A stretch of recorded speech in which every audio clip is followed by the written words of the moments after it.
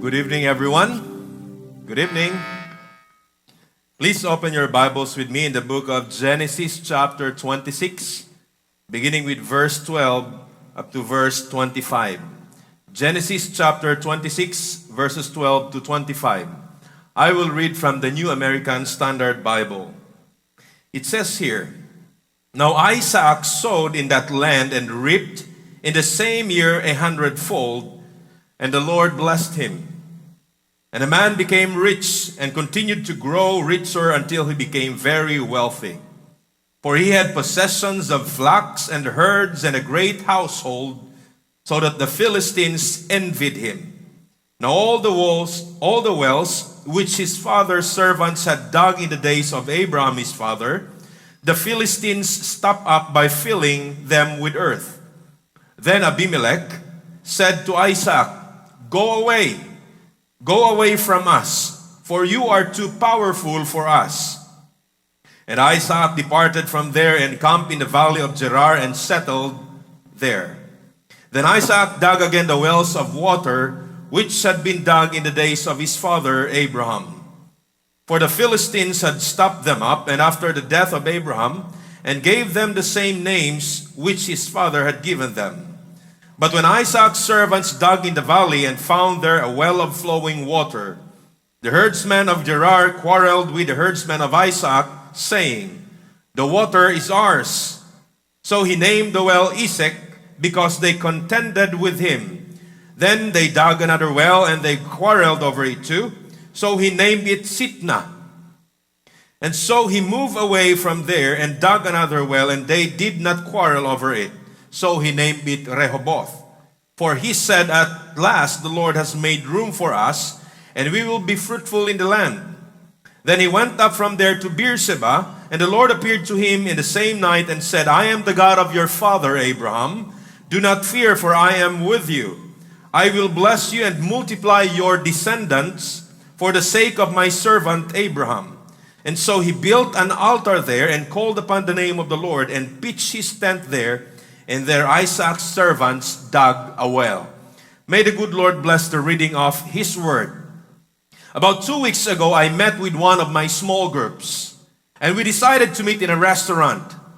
And so I drove my car going there. Upon the arrival, I saw a child seated right next to the door of the restaurant.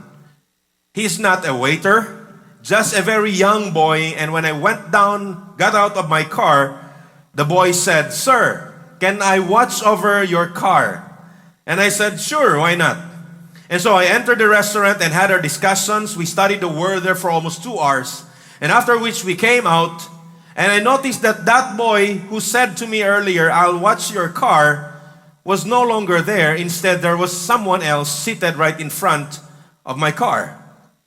And that boy, when I was there already, I started the engine. That boy led me as I went to the road. And from a distance, I saw another boy running, and it was that boy who talked with me earlier.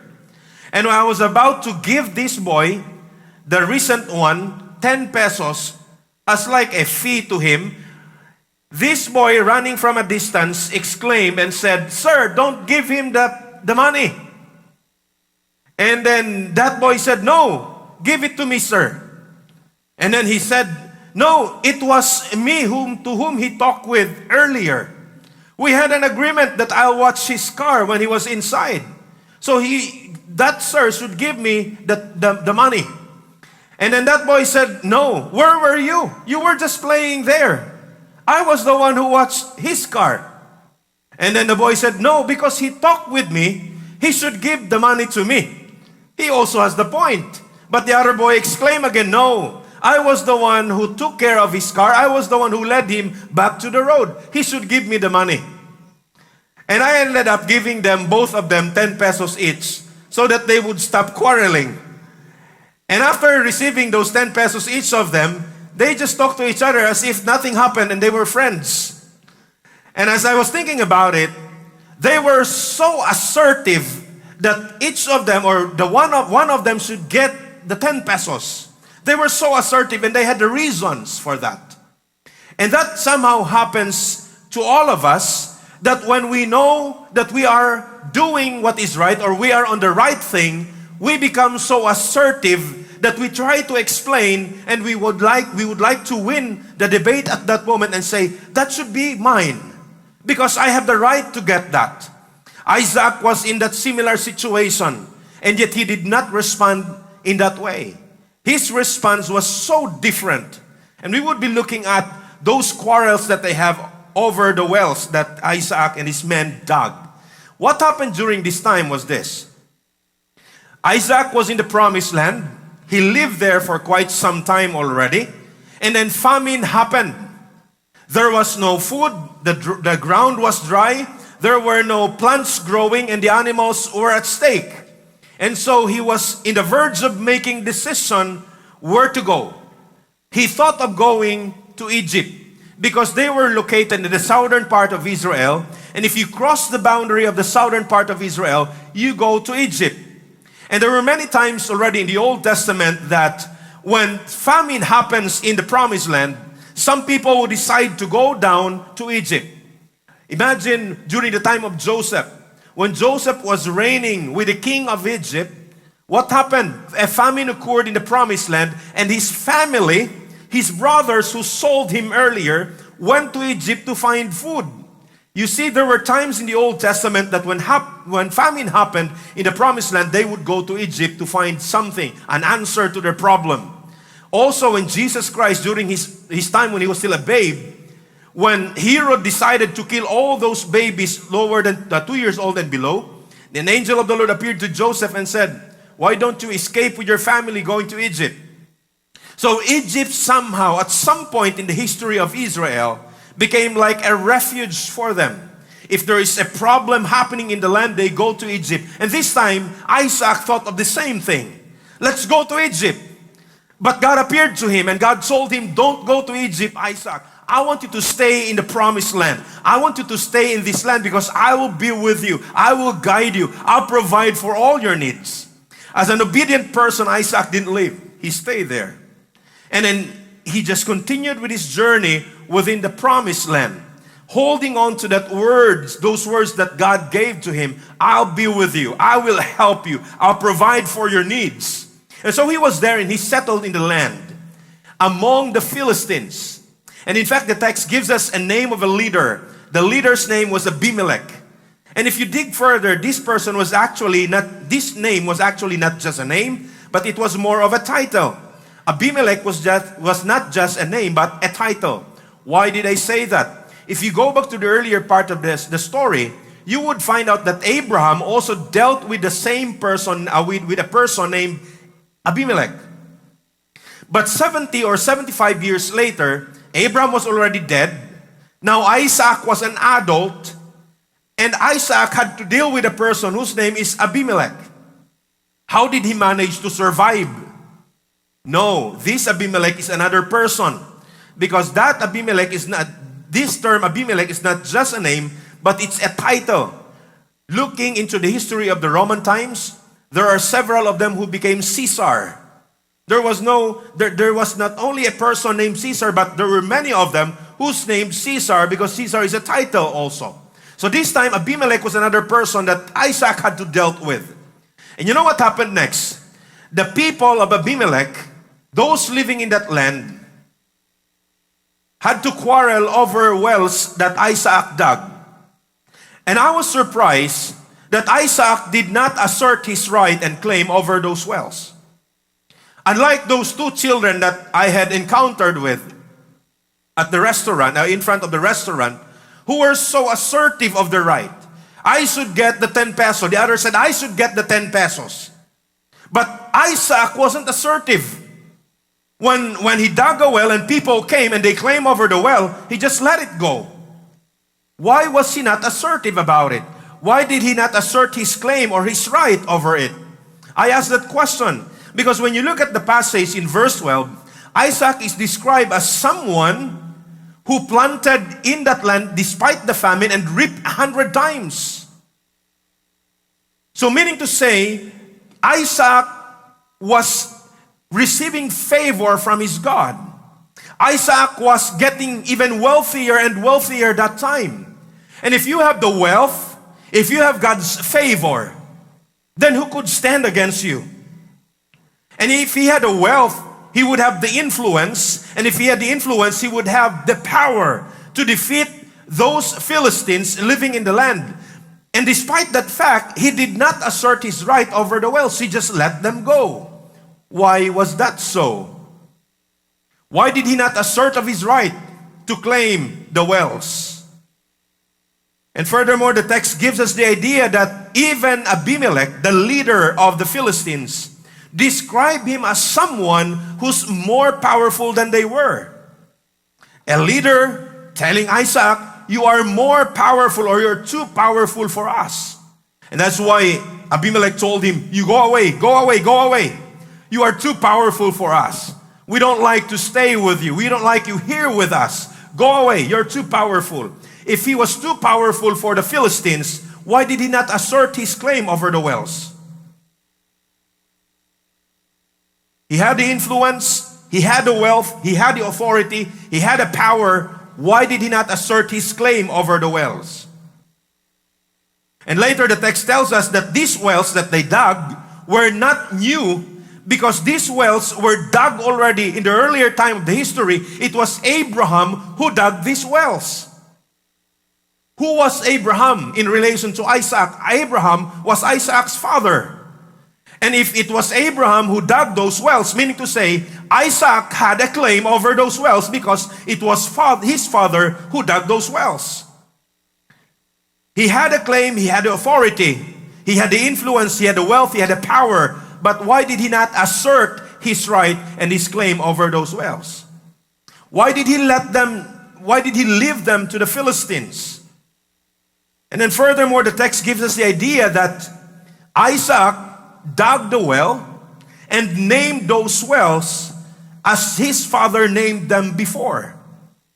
In the olden days, if you name something, you are asserting authority over that thing. That is why a father has to name his child. That means to say that the father has the authority over his child. The parents would name their children because the parents had the authority over their children. When Adam and Eve were told by God, I will bless you, and God blessed them, and God told them, rule over. And they named the animals. They named everything surrounding them that were made by God. That means to say God gave them the authority. God gave them the right to name those things. That is why they were to serve as stewards of God's creation. Naming something is telling the world that I have the authority over that thing. So Isaac, he named those wells. Meaning to say, he's telling the world that I have the authority, I have the right, I have the claim over these wells. But why did he not assert that claim? Why did he not assert that right over those wells? That when they dug on a valley, the herdsmen of Gerar came and they told Isaac and his herdsmen, this water belongs to us. And what did Isaac do? Did he quarrel against them? Did he fight back against them? He didn't say anything. In fact, the text tells us that he just named the well and said, he called that well Isaac. Hindi Insek, ha? Isaac. He called that well Isaac because they contended against him. Did he draw sword to fight against these Philistines? He did not. Did he have the power to do that? Yes, he had the power to do that. Did he have the right to claim the wells? Yes, he had that right. He had that authority. But why did he not assert that right and authority? And then after naming that well, he said, I'll call this well Isaac because they contended against me. And then he just proceeded to another place and then dug another well with his men. And then these individuals who claimed that well earlier came again for the second time around and said, that well is ours. And what did Isaac do? He said, I'll name this well Sitna because they quarreled with me.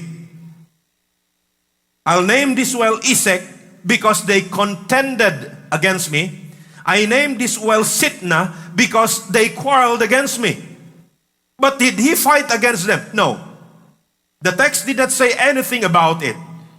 He had the right, he had the authority, he had the influence, he had the power to fight against these Philistines, because that time would mean everything.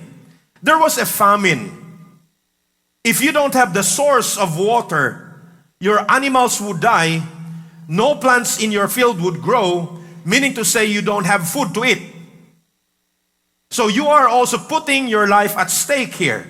But why did he not assert his right over the well? Why did he just let go of those wells? After naming that well Sitna, he just proceeded to another place and dug another well. And this time, these individuals who came to him earlier no longer visited that third place.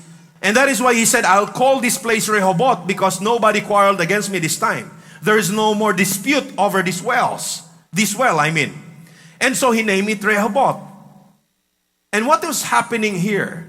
Again, the question, why did he let those wells be taken by the Philistines? Why did he not assert his right? Why did he not assert his authority? And the answer to that question can be found if you go back to the earlier part of the passage and the last portion of it.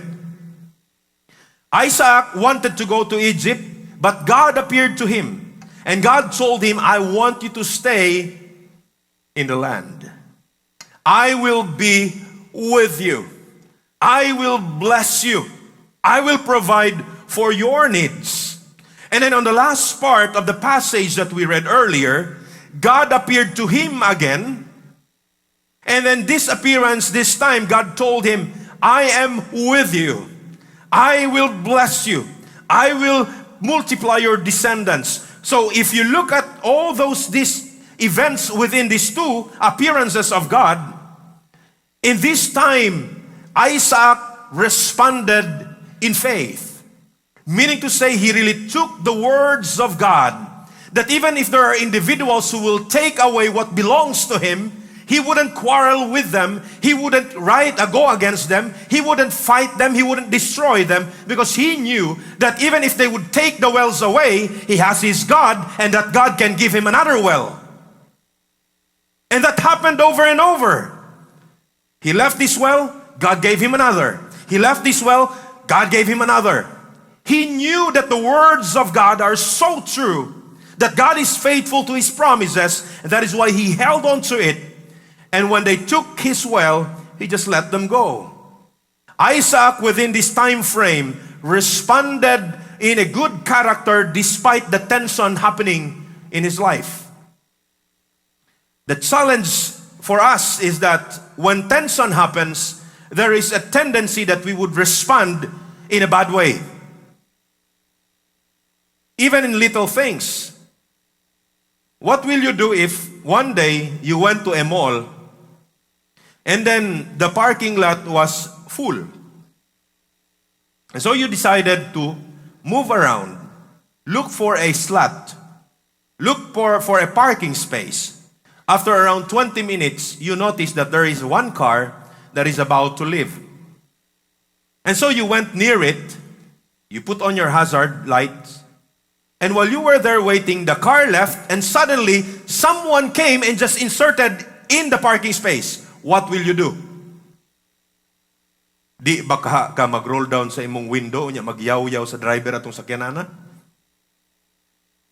When tension happens, it's a big challenge. Isaac experienced that. He dug a well, there was a spring of water, and then somebody came and said, this belongs to us. And then he dug another well and said, this belongs to us. In those moments within these two appearances of God, Isaac responded in faith. He believed in the words of his God, and then that belief in his God is translated in his action. It is seen in his character, because he responded in good character in the midst of tension, and that's a result of his faith with his God. You take my well, I have my God. That God of mine will give me another well. You take my well again, I have my God. That God of mine will give me another well.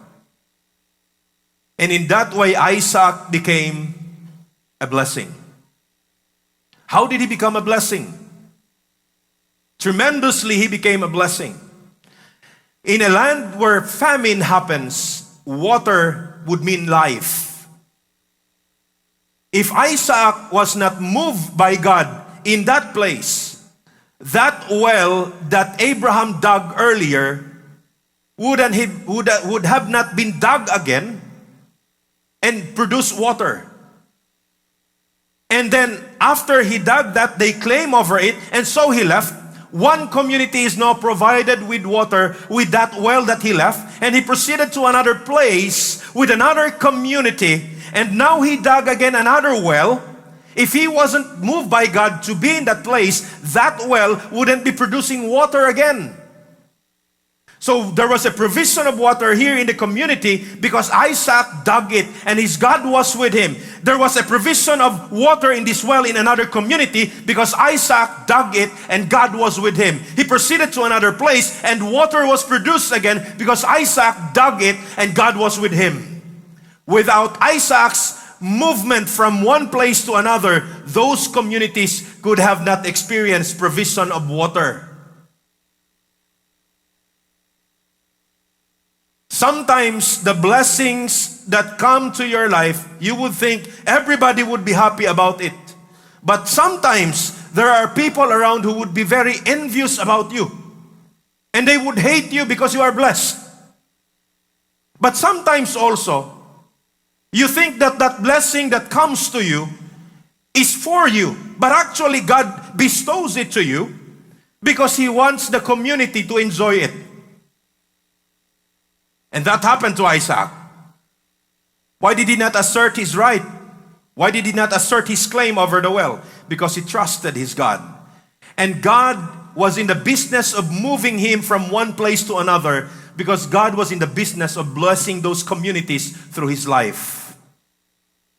Isn't it amazing that a community where God put you in will experience His blessings because you are there? Isn't it amazing that God would bring forth healing in the office where He placed you because you are there? Isn't it amazing that an accident would be avoided because God would protect that vehicle because you are there? Isn't it amazing that you're traveling and sailing on a boat, sailing on the sea, and then there's a storm that would come and you will all survive because God was protecting the ship because you are there? I think sometimes you got to say to your seatmate, you would be very glad that I am here with you because I am blessed by God.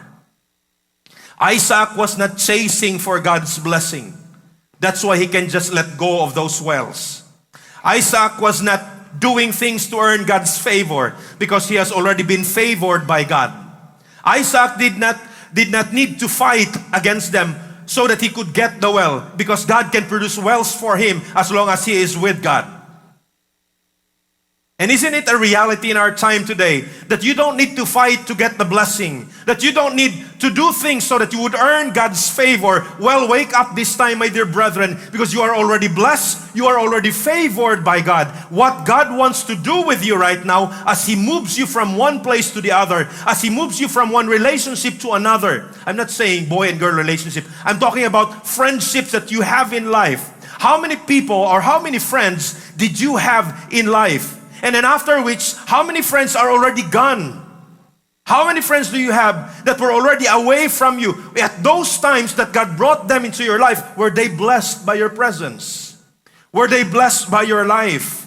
God would be moving you from one person to another. God would be moving you from one opportunity to the other. And in all those times, God desires that in His way of blessing you, you become a blessing to that person next to you. I think it is time for us to stop thinking, how can you bless me, oh God? How can I earn your favor? This is the time to think, Lord, you have favored me already. You have blessed me already. How can I be a blessing to the people around me? How can I be a blessing to my classmates? How can I be a blessing to my office mates? How can I be a blessing even to my enemy? Because God, when He moves His children, there is always a purpose for it. And when God blesses His people, the purpose is always for that person to be a blessing. In that statement of God to Isaac at the earlier of his journey and the end, the statements were similar. God said, I will bless you. I will make your name great. And these promises given by God to Isaac were actually given first to Abraham. And when you go back to the time when God promised it to Abraham, there is a connecting statement that God said, I will bless you, I will make your name great, I will multiply your descendants. And then he said, so that the whole earth will be blessed through you. This month we are celebrating Kamakop's Missions Month. And it is God's desire that all of us would begin to shift from that mindset of, God, bless me. God, I want your favor. Instead of thinking about it, I think it is time for us to say, Lord, thank you, you have favored me so much. Thank you for your blessing. Now use me as a blessing to everyone that comes into my life. It's amazing when you open your heart to be used by God as an instrument. You just don't know how much work God would accomplish through you. Again, you're a blessed person. You're favored by God. Move out of this house of worship and go back to your community and be a blessing to everyone that God brings into your life. God bless you and good evening.